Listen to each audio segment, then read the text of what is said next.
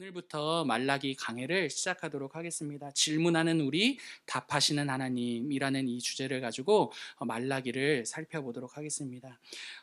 설교의 제목은 이렇습니다. 첫 번째 질문, 우리를 사랑하시는 게 맞습니까? 라는 제목으로 하나님 말씀 나누도록 하겠습니다.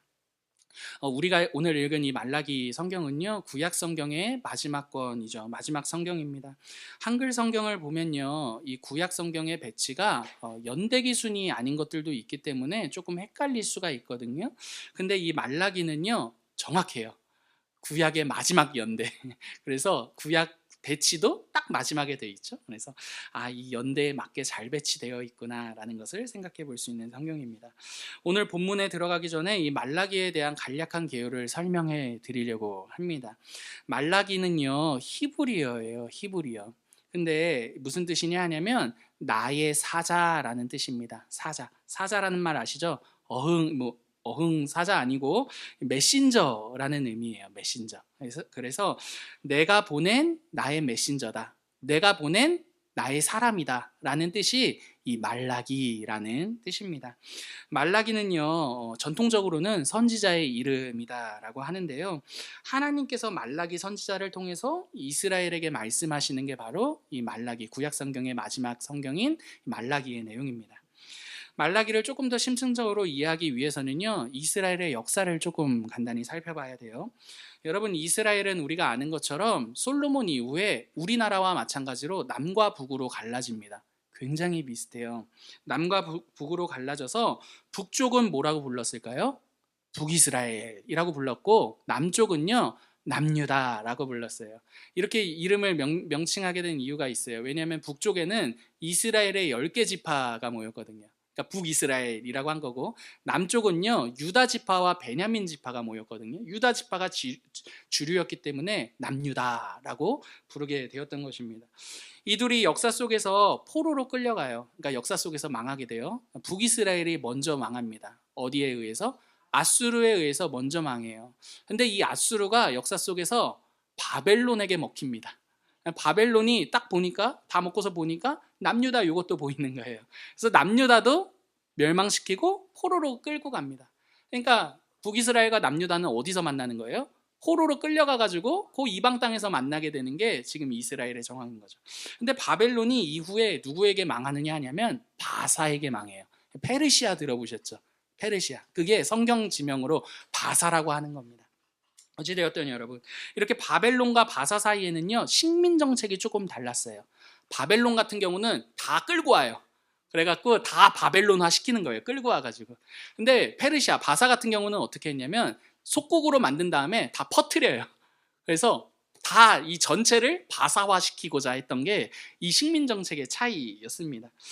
이 바사는요, 자신들의 속국으로 만든 뒤에 그들을 자신들의 그 지역으로 흩어서 자기들을 섬기게 만들었거든요. 이런 맥락에서 이스라엘이요, 바사 시대 때 본토로 귀환하게 됩니다. 네. 물론 하나님께서 돌아가게 하신 일이긴 하지만 이런 역사적인 배경이 있었다는 것을 기억해 주세요. 이때 세 차례에 걸쳐서요, 이스라엘의 포로들이 자신의 본토로 귀환하거든요. 1차 때는요, 스룹바벨을 중심으로 귀환합니다. 그리고 2차 때는요, 우리가 잘 아는 에스라를 중심으로 귀환해요. 아시죠? 에스라. 들어보셨죠? 그리고 3차 때는 에스라보다 우리가 더 잘 알고 있는 느헤미야를 통해서 이제 귀환을 하는 거예요.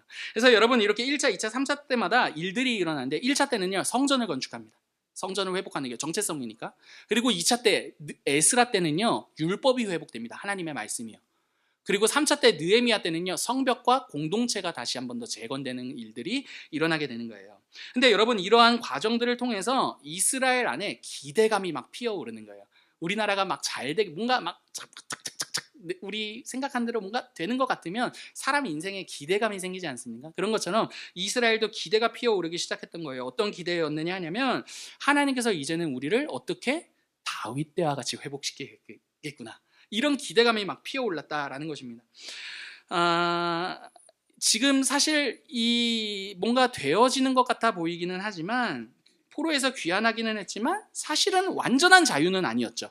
왜냐하면 여전히 바사의 속국으로서 본토로 귀환한 상황이기 때문입니다. 때문에 이런 것들이 1차, 2차, 3차에 걸쳐서 뭔가 막 되어갈 때 이런 기대감이 막 피어오르는 거예요. 하나님께서 보란 듯이 바사의 속국의 현재의 상황으로부터 우리를 구원해내실 것이다. 건져내실 것이다. 이놈들 이거 봐라. 이제 우리가 다윗 때처럼 회복만 되면 니들은 끝나는 거야. 막 이런 기대감이 피어오르는 게 이들의 상황이었다는 거죠. 그런데 문제가 생겼어요. 무엇이었느냐 하냐면 100년이 지나도록 아무런 일도 일어나지 않았거든요. 여러분, 그게 바로 말라기의 지금 상황입니다. 말라기는요, 여러분, 이런 일들이 일어난 100년이 지났는데도 아무런 일도 일어나지 않게 된 그들의 이스라엘의 상황 속에서 쓰여진 성경이 바로 말라기입니다. 포로 귀환 후에 약 100년이 지났어요. 분명 처음에는 뭔가 일들이 일어날 것 같았습니다. 그리고 실제로 뭔가 일들이 되어지기도 했어요. 성전도 지어졌고 율법 앞에서 자신들이 새로워지는 경험도 했고 성벽도 재건하는 일들도 있었습니다. 근데 그럼에도 불구하고요, 이전과 크게 달라진 게 없는 거예요. 자신들은 여전히 포로인 듯 포로 아닌 포로 같은 삶을 살고 있고 경제적으로 더 나아지는 것도 없는 거죠. 또 주변 나라에 이거야 라고 자랑할 만한 일도 없는 게 작금 이스라엘의 현실이었다라는 것입니다. 여러분, 정리해 보겠습니다. 정리해 보면요, 당장에라도 무엇이라도 될 것 같았던 그들의 기대는요, 100년이란 시간들 속에서 어떻게 됩니까? 차갑게 식었습니다. 더 나아가서 실망과 체념으로 바뀌게 되었고요, 하나님에 대한 마음 역시도 형식만 남게 된 거예요. 그래서 어떻게 돼요? 메마른 나무와 같은 상태가 된 게 바로 지금 이스라엘의 상황이었다라는 거죠. 그런 이스라엘 가운데로 보냄을 받은 게 말라기 선지자입니다. 자신들의 기대만큼 부응하지 않으시는 하나님에 대해 실망하고 이제는 더 이상 기대조차도 하지 않는 체념을 보이게 된 이스라엘에게 말라기 선지자를 통해 말씀하시는 장면이 말라기 성경의 내용이다라는 것이죠. 여러분, 이런 이스라엘 상황 어떠세요? 이렇게 뭔가 될 것 같았는데 아무것도 되지 않아. 내가 간절히 바라고 간절히 구하고 뭔가 막 했는데 열심을 냈는데 아무것도 내 현실은 달라지지 않아. 100년이나요. 여러분, 그렇다면 우리의 마음은 어떨까요? 저는 이 장면을 생각해 볼 때 우리의 신앙 여정 중에서도 충분히 만날 수 있는 장면이 아닌가라는 생각이 들어요. 여러분, 우리도 우리의 신앙 여정 속에서 하나님에 대해 실망했다거나 또는 체념할 때가 있지 않느냐라는 것이죠. 이렇게 실망하거나 체념하는 데에 다양한 이유가 있을 거예요. 근데 이 다양한 이유들 가운데 오늘 본문이 말하는 이유는 무엇이냐 하냐면 우리가 하나님의 사랑을 오해하고 있기 때문이다라는 것입니다. 여러분, 저는 때문에 오늘 본문을 통해서요, 하나님의 사랑에 대해서 살펴보려고 해요. 오늘 본문은 말라기에 등장하는 6개의 질문들 가운데 첫 번째 질문이거든요. 말라기는 6개의 질문으로 이루어져 있어요. 그 중에 우리가 읽은 본문은 첫 번째 질문에 관한 내용이에요. 그 첫 번째 질문에 관한 이 내용을 오늘 살펴볼 거고요, 앞으로는요, 이 이스라엘의 질문과 하나님의 대답을 차례대로 살펴보도록 하겠습니다. 여러분, 이 첫 번째 질문은요, 실망과 체념 속에 있는 이스라엘이요, 이렇게 묻는 것이죠. 과연 하나님께서 우리를 사랑하시는 게 맞습니까? 라고 말입니다.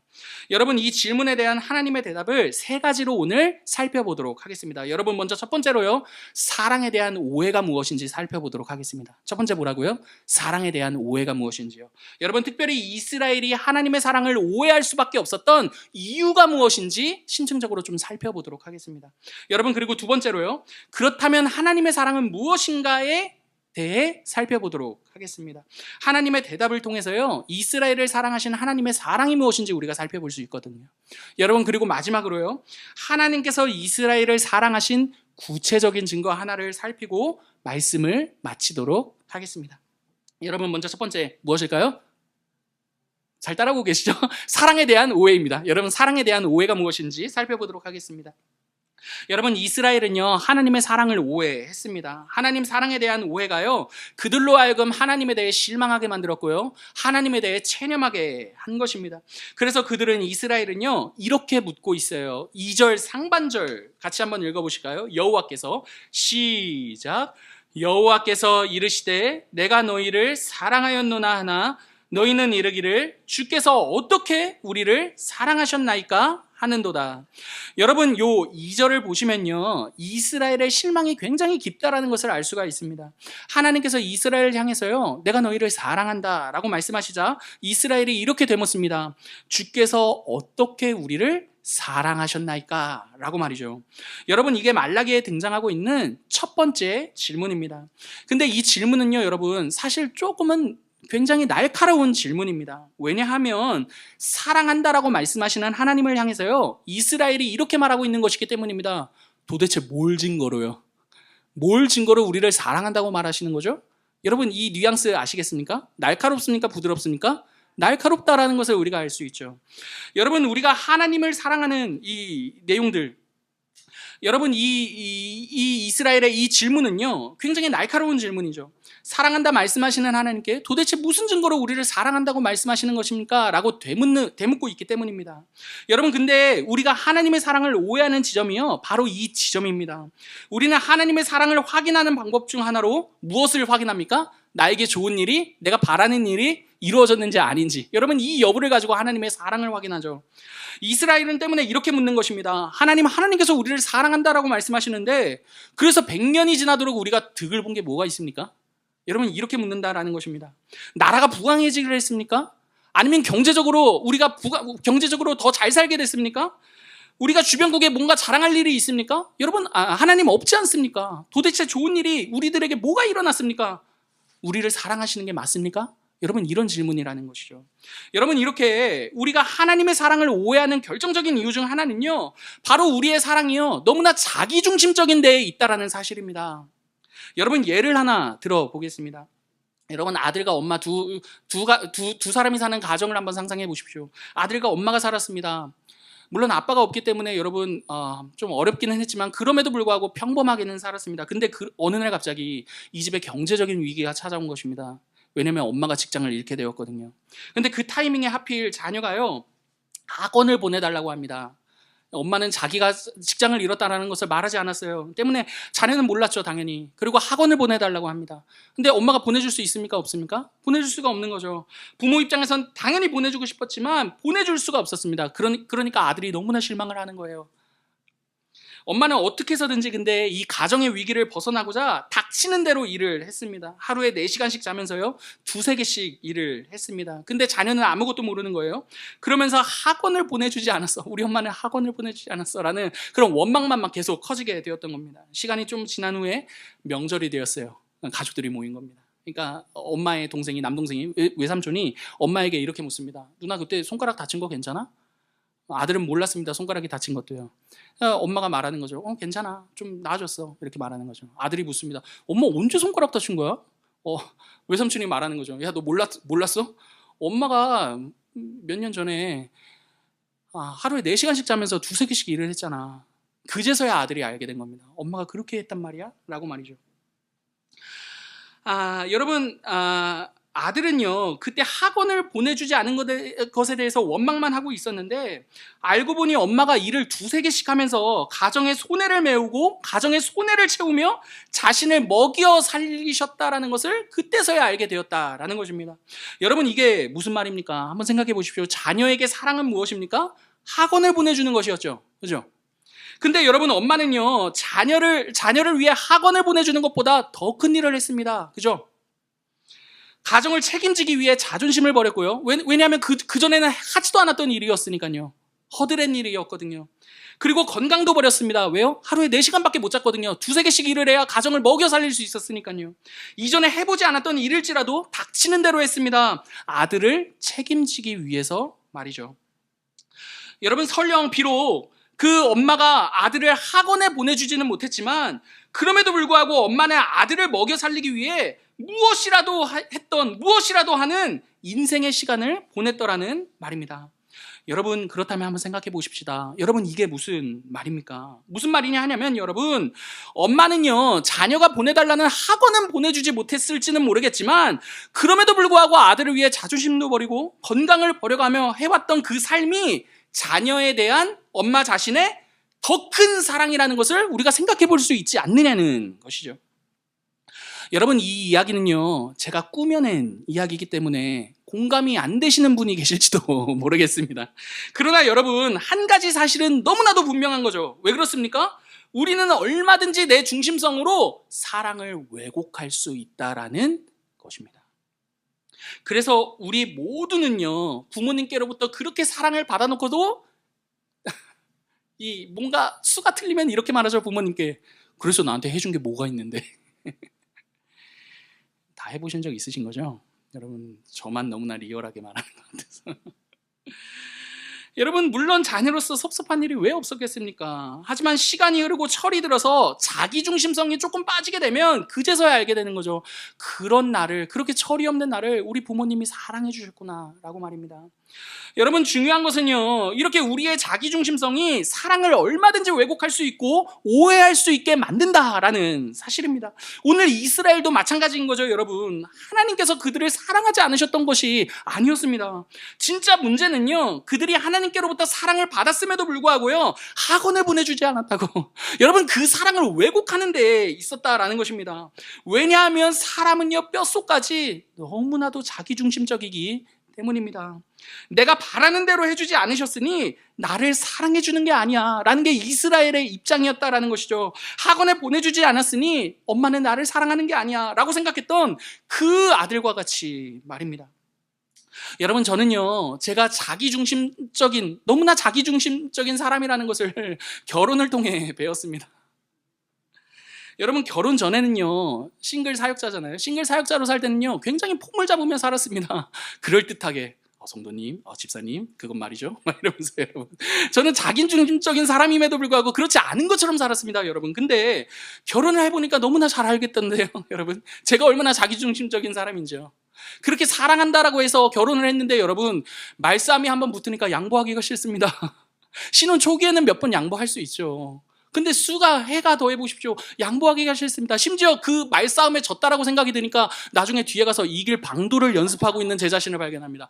그때 이 말을 했으면 내가 이겼을 텐데, 다음번에는 이런 비슷한 논리라면 내가 이런 말을 해가지고 이겨야겠다.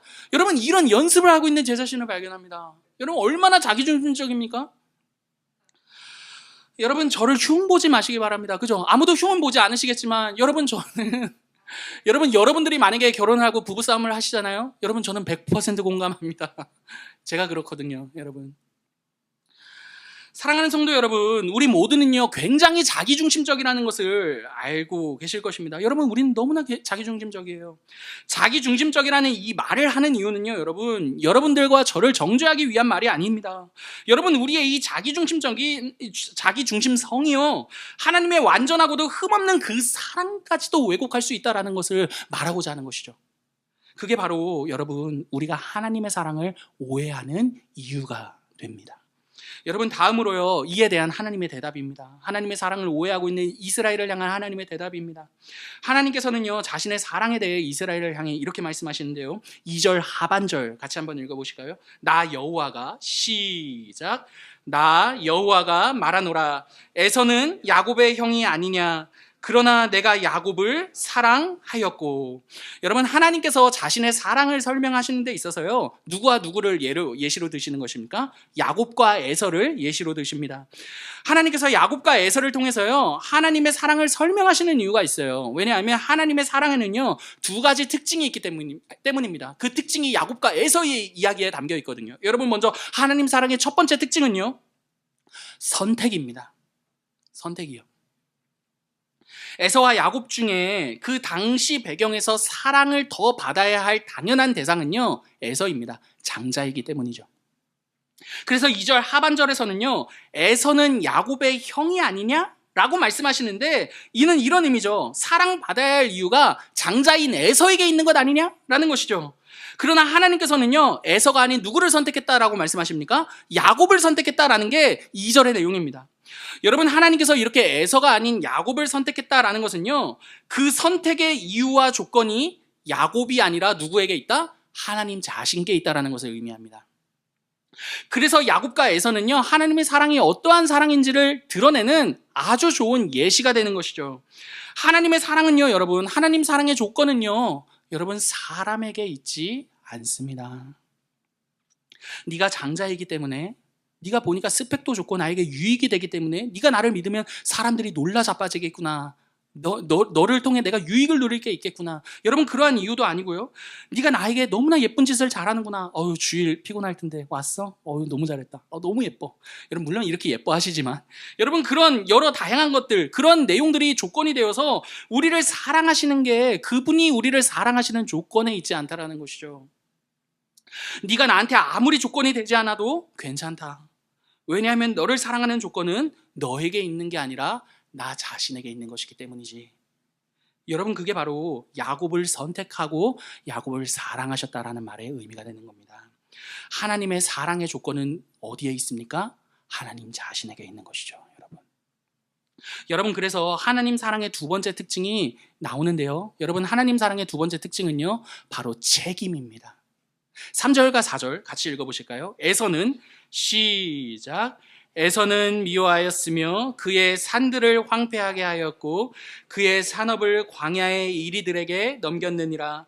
에돔은 말하기를 무너뜨림을 당하였으나 황폐된 곳을 다시 쌓으리라 하거니와 나 만군의 여호와는 이르노라. 그들은 쌓을지라도 나는 헐리라. 사람들이 그들을 일컬어 악한 지역이라 할 것이요 여호와의 영원한 진노를 받은 백성이라 할 것이며. 여러분, 이 3절과 4절은 사실 좀 어렵습니다. 3절과 4절은 선뜻 이해하기도 어렵고 이해했다 하더라도 뭐야, 하나님이 이런 분이셨어? 이렇게 오해할 수 있는 본문이 3절과 4절입니다. 때문에 여러분, 이걸 좀 쉽게 설명해드리고 싶은데요. 여러분, 먼저 3절과 4절의 분명한 핵심은요, 하나님의 사랑이 에서의 후손인 에돔이 아니라 야곱과 야곱의 후손인 이스라엘에 있다라는 것을 말해주고 있는 것입니다. 그래서 3절과 4절을 쉽게 바꾸면 이렇게 바꿀 수 있는 거예요. 들어보십시오. 너가 에서와 에돔과 달라서 사랑을 받은 것 같으냐? 아니다.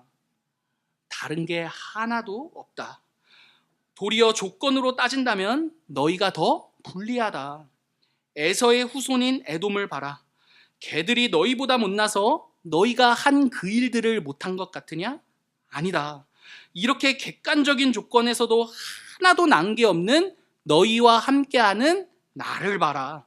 나는 너희를 끝까지 사랑하는 너희의 하나님이다. 여러분, 그게 3절과 4절을 쉽게 풀었을 때의 진의라는 것입니다. 하나님께서는 자신에게 따져묻는 이스라엘에게 사랑받을 조건이 하나 없는 너희를 하나님 자신이 어떻게 사랑하셨는지를 보라고 말씀하시는 게 3절과 4절의 내용이다라는 것이죠. 그리고 하나님께서 그들을 끝까지 포기하지 않으시고 책임을 진 결과가 바로 에돔과 다른 오늘을 살고 있는 너희다라고 말씀하시는 게 3절과 4절의 내용입니다. 여러분, 정리하면요, 이스라엘이 왜곡한 하나님의 사랑에 대해서요, 하나님께서는 야곱과 에서를 들어 설명하시죠. 내가 너희를 사랑한 사랑은 너희의 바람 정도를, 너희의 소원 정도를 들어주는 정도가 아니다 라고 말씀하십니다. 하나님께서는 그들의 바람을 이루어 주시는 것보다 더 큰 일을 하셨죠. 어떠한 일입니까? 조건을 걸지 않으셨습니다. 그리고 끝까지 책임을 다하셨습니다. 그게 바로 그들을 향한 더 큰 하나님의 사랑이었다라는 것이죠. 여러분, 그래서 하나님이신 그분께서요, 이스라엘을 위해 자존심도 버리십니다. 단순히 바람 정도를 이루어주는 정도의 관계가 아니기 때문에요. 그 정도의 사랑으로 사랑하시는 분이 아니기 때문에요. 여러분, 어쩌면 소원을 들어주는 게 더 쉽습니다. 하나님이신 그분이 이스라엘 위해 자존심을 버리십니다.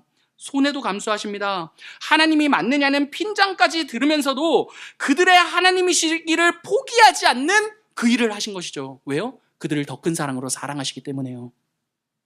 하나님께서는 그들의 바람을 들어주지 않으셨을지는 몰라도요, 그들에게 그것보다 더 큰 일을 하셨습니다. 바로 자기 자신을 주셨다라는 것입니다. 아들을 책임지기 위해 무엇이라도 했던 그 엄마와 같이 말입니다. 여러분, 그게 바로 본문을 통해 알 수 있는 하나님의 사랑입니다. 사랑하는 성도 여러분, 하나님의 사랑은요, 이렇게 우리의 사랑과는 달라서요, 그분의 사랑은 자기중심적이지 않은 사랑입니다. 여러분, 사실 하나님께서 자기중심적으로 사랑하지 않으신다라는 이 말은요, 굉장히 모순적인 말입니다. 왜냐하면 하나님은 완전하시기 때문에요, 그분은 얼마든지 자기중심적이어도 선이기 때문입니다. 여러분, 이 말의 의미가 이해가 되시나요? 여러분, 하나님의 자기중심은요, 완전한 사랑입니다. 우리처럼 이기심이 아니에요. 그분은 완전하시니까요. 그분은 사랑 그 자체이시기 때문에요, 그분의 자기중심 역시도 사랑입니다. 그러므로 그분이 자기중심적이지 않은 사랑을 보이신다라는 이 말은요, 우리와 같이 왜곡된 자기중심성으로 우리를 사랑하지 않으신다라는 말입니다. 여러분, 어찌되었든 하나님은요, 절대로 우리와 같은 그런 자기중심적인 사랑으로 우리를 사랑하시는 분이 아니라는 것입니다. 철저히 자기 자신을 타자에게 내어주시는 사랑, 그게 바로 그분의 사랑이라는 거죠. 여러분, 이러한 생각은요, 그분의 하나님의 하나님 되심을 생각할 때 더욱더 분명해집니다. 여러분 생각해 보십시오. 우리가 믿는 삼위일체 하나님을 생각해 보십시오. 성부와 성자와 성령은요, 서로 안에 거하시고요, 서로에게 자신을 완전히 내어주시는 한 하나님이시다라는 게 삼위일체 하나님이라는 뜻이죠. 여러분 생각해 보십시오. 여러분, 이건 어려운 게 아닙니다. 어렵더라도 그냥 한번 들어보십시오. 성부와 성자가 서로 안에 완전히 거하십니다. 여러분, 그리고 성부와 성자 성령은요, 서로와 서로에게 완전히 자기 자신을 내어주시는 한 하나님이십니다. 여러분 때문에 요한 1서에서는요, 하나님은 사랑이시다라고 말하는 것이죠. 여러분, 이 말은요, 하나님은 사랑이 많으신 분이시다라는 의미가 아니라요, 그분의 존재 방식이 사랑이라는 데 있습니다. 그분이 사랑으로 존재하시기 위해서는요, 단일 하나님으로서는 불가능합니다. 성부와 성자와 성령이 영원전부터 사랑하셨기 때문에 하나님은 사랑이시다 말하는 것이고, 그분의 존재 방식이 바로 사랑이다라고 말하는 것이죠. 그러므로 여러분, 하나님께서 당연히 우리를 사랑하실 때 그 사랑 역시도 그분의 이러한 존재 방식을 따라 사랑하신다라는 것입니다. 그 사랑은 어떠한 사랑입니까, 여러분? 성부와 성자와 성령이 서로와 서로에게 완전히 자신을 내어주시듯이 그렇게 내어주시는 사랑이라는 사실입니다. 그래서 여러분, 하나님께서는요, 우리를 조건을 가지고 사랑하지 않으십니다. 조건을 가지고 사랑하는 것은요, 나의 것을 잃지 않기 위해 사랑하는 것이죠. 그래서 자기중심적입니다. 그러나 조건을 가지고 사랑하지 않으신다라는 것은요, 내 것을 내어주겠다라는 사랑입니다. 더 나아가서요, 너희를 위해 내 것을 잃어도 괜찮다라는 것입니다. 때문에 이 사랑은요, 절대로 자기중심적이지 않습니다. 그죠? 너에게 받을 걸 생각하면서 사랑하는 게 하나님의 사랑이 아니기 때문입니다. 그러므로 하나님께서 우리를 사랑하시는 이유는 단 하나입니다. 그분이 성부와 성자와 성령께서 서로와 서로에게 완전히 자신을 내어주시는 삼위일체 하나님이시기 때문입니다.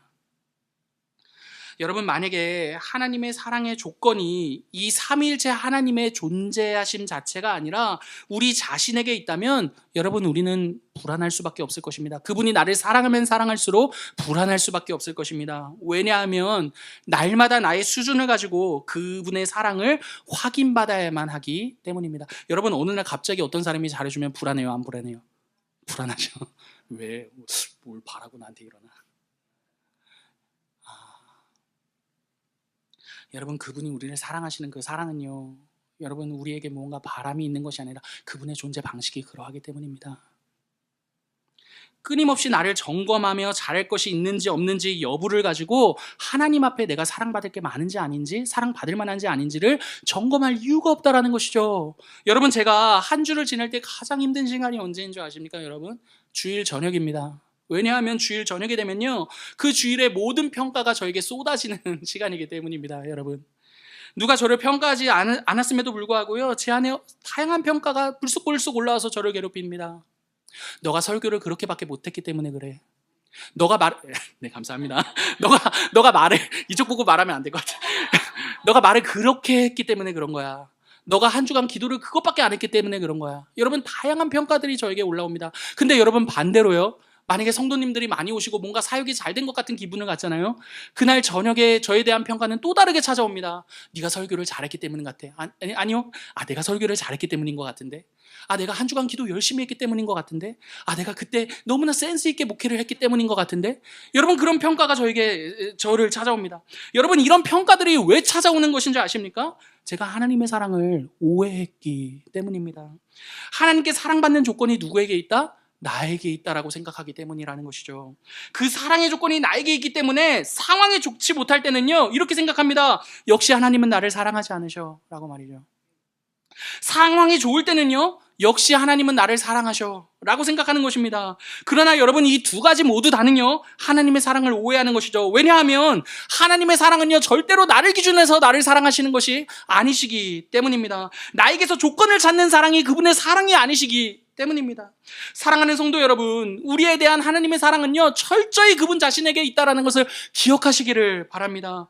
그분은 사랑으로서 존재하시는 하나님이시기 때문이죠. 때문에 하나님은요, 우리를 우리로서 사랑하시는 분이시고요, 우리를 우리로서 사랑하실 수 있는 유일한 분이십니다. 그분은 우리에게서 사랑의 조건을 찾지 않으시기 때문입니다. 그러므로 하나님의 사랑의 조건이 하나님 자신이라는 것을 알게 되잖아요, 여러분. 여러분, 우리는요, 비로소 어떠한 상황에서도 하나님의 사랑을 왜곡하지 않을 수 있죠. 설령 상황이 좋지 않을지라도요, 여러분, 우리 자신을 비난하지 않게 될 것입니다. 왜냐하면 그분의 사랑은 변하지 않거든요. 여러분, 그리고요, 상황이 설령 좋다라고 해도요, 스스로 교만해지지 않을 수 있을 것입니다. 왜요? 그분의 사랑은 언제나 신실하시고 여전하셨으니까요, 여러분. 여러분, 우리는요, 설령 우리의 바람들이 이루어지지 않을지라도 실망하지 않을 수 있습니다. 왜냐하면 그것들은요, 내가 무엇인가를 더 못했기 때문에 사랑을 받지 못한 결과도 아니고요, 또는 내가 무엇인가를 더 했기 때문에 더 해가며 그 사랑을 쟁취해야 할 그 환경도, 상황도, 현실도 아니기 때문입니다. 우리는 이루어지지 않은 것 그 자체로도요, 나에 대한 그분의 사랑을 확신할 수 있습니다. 왜요? 그 사랑의 조건은요, 우리에게 달려있는 것이 아니라 하나님 그분 자신으로부터 결정되어 쏟아지고 있기 때문이죠. 여러분, 마지막으로요, 이스라엘이 이러한 하나님의 사랑을 확신할 수 있었던 이유를요, 조금 더 구체적으로 살피고 설교를 마치겠습니다. 여러분, 결론부터 말씀드리자면 이스라엘이 하나님의 사랑을 확신할 수 있는 이유는요, 하나님께서 이스라엘을 위해 자신을 내어주셨기 때문입니다. 여러분, 이 말이 무슨 말인지 설명해 드리겠습니다. 1절을 같이 한번 읽어보실까요? 1절입니다. 여호와께서, 시작. 여호와께서 말라기를 통하여 이스라엘에게 말씀하신 경고라. 여러분, 1절을 보시면 이스라엘이 나옵니다. 여러분, 이스라엘이란 이 말은요, 너무나 익숙하기 때문에 우리가 쉽게 지나갈 수 있는 말이지만요, 이 이름에는요, 여러분, 굉장히 중요한 의미가 있습니다. 여러분, 이 이름이 처음 등장하는 장면이 어디인 줄 아십니까? 야곱이 야복 강가를 건널 때 하나님과 씨름해서 받은 이름이 이스라엘이라는 이름입니다. 이 이름의 뜻은 이렇습니다. 하나님과 겨루어 이긴 자야. 너는 하나님과 싸워서 이긴 사람이야 라는 의미입니다. 여러분, 그렇다면 하나님과 싸워서 이겼다라는 말이 무슨 말입니까? 여러분, 제가 이 말을 번뜩이게 깨달았던 순간이 있었어요. 예전에 알파고와 이세돌의 그 대전이 있었던 거 기억하십니까? 여러분, 그 이후에 이세돌을 인터뷰를 했어요. 한 조선일보였던가요? 아무튼 인터뷰를 했는데 그때 딸이 이런 말을 합니다. 이세돌 씨의 딸이 이런 말을 합니다. 저는요, 우리 아빠가 바둑을 잘 두는 사람인지 모르겠어요. 왜냐하면 제가 매일 이기거든요. 이해가 되세요, 여러분? 여러분, 이세돌 씨 딸이 매일 이세돌을 바둑을 두면 매일 이겼대요. 여러분, 무슨 말인지 아시겠어요? 이세돌 씨가 져준 거죠. 딸이 바둑 천재가 아니라요. 이세돌 씨가 져줬던 겁니다. 왜요? 자녀니까요. 여러분, 이게 무슨 말인지 아시겠습니까? 부모는요, 여러분, 자식에게 기꺼이 집니다. 여러분, 이건 관계성을 말하는 의미입니다. 자식 이기는 부모 있습니까? 없습니까? 여러분, 없습니다. 너무나 마음 아픈 이야기긴, 부모가 돼보니까 너무나 마음 아픈 얘기긴 하지만 이처럼 또 기분 좋은 말도 없습니다. 자식 이기는 부모 정말 없습니다. 하나님과 겨루어 이겼다라는 말은요, 이런 말이죠. 하나님께서 야곱에게 이렇게 말씀하시는 거죠. 너와 나와의 관계는 보통의 관계가 아니야. 너와 나와의 관계는 그냥 그저 그런 관계가 아니야. 나는 너에게 기꺼이 지는 하나님이지. 왜요? 나는 너의 부모고 너는 나의 자녀이니까 라고 말입니다. 여러분, 그게 바로 이스라엘의 의미입니다. 여러분, 그래서 하나님의 사랑을 왜곡하고 또 왜곡하는 그들을 향해 자녀이잖아요. 그래서 누구를 보내는 것입니까? 말라기 선지자를 보내는 것이죠. 나의 사자를 보내는 것이죠. 하나님께 실망하고 체념해서 형식만 남은 이스라엘을 향해서요, 여전히 부모로서 할 일을 하시는 게 바로 말라기 1장 1절이라는 것입니다. 여러분, 뭐 이런 놈들이 다 있어. 사랑을 그렇게까지 해줬는데 아직도 정신 못 차리고 아유, 지팔직곤 여러분 이러면서 그들을 그냥 팽쳐도 되셨을 것인데 그럴 수가 없는 거죠. 왜요? 이스라엘이잖아요. 나의 자녀이잖아요. 뭐 이런 놈이 다 있어 하고 이기시는 게 아니라요, 이해 못한다고 성질 부리는 자녀에게 그럼에도 불구하고 찾아가서 설득하고 그들을 위해 져주시는 것입니다. 여러분, 이스라엘에게 말라기를 보내시는 이유라는 말입니다. 여러분, 그런데 우리들에게는 이스라엘보다 더 하나님의 사랑을 확신할 수 있는 이유가 있습니다. 하나님께서는 자신의 하나뿐인 아들을 우리를 위해 보내셨기 때문입니다. 여러분, 예수 그리스도는요, 어떠한 의미에서 하나님께서 우리에게 보내신 진정한 말락이죠. 그분은 아들을 내어주시면서요, 우리에게 이렇게 말씀하십니다. 너와 나와의 관계는 그냥 그런 관계가 아니야. 나는 얼마든지 너희를 위해 질 수 있는 하나님이다. 너희의 손해는 너희가 느끼는 손해보다 내가 더 크게 느낀다. 여러분, 그게 부모가 자녀에게 진다라는 말의 의미 아닙니까? 나는 너를 위해 기꺼이 지는 하나님이다. 그렇다면 너와 나와의 관계는 어떤 관계겠느냐?